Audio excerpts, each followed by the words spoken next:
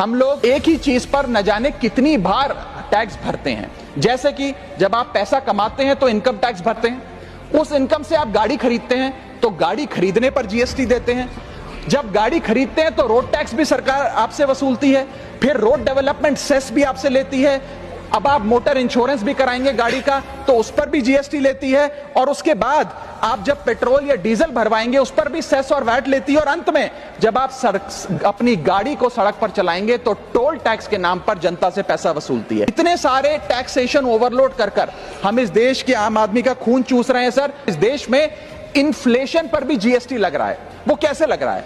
एक प्रोडक्ट जो 100 रुपए का बिकता था उस पर 18% जीएसटी हुआ करता था, आज वो वस्तु महंगी हो गई, 100 से 150 रुपए की बिकने लगी, अब 18% 150 रुपए पे लगने लगा, यानी कि 50 रुपए की जो महंगाई है उस पर भी सरकार जीएसटी लेने लग गई है, which is GST on inflation. में जिन लोगों को अर्थशास्त्र के बारे में जानकारी नहीं है उनकी राय पे अगर बजट बनाएंगे तो इसी प्रकार के फ्लिप फ्लॉप्स देखने को मिलेंगे। क्या हमारे देश की वित्त मंत्री इन्फ्लेशन एडजस्टेड प्रॉफिट्स में विश्वास नहीं रखती?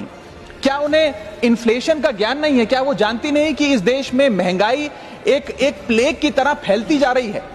सरकार का एक सूत्री मिशन है टैक्स, सरकार का कमीशन है टैक्स।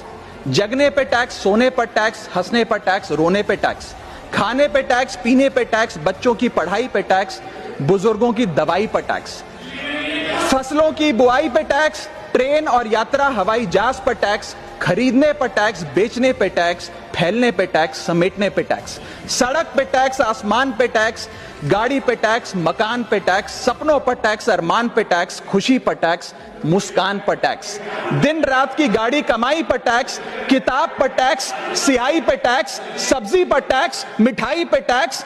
सरकार जनता से वसूल रही है बीजेपी से दिल लगाई पर टैक्स।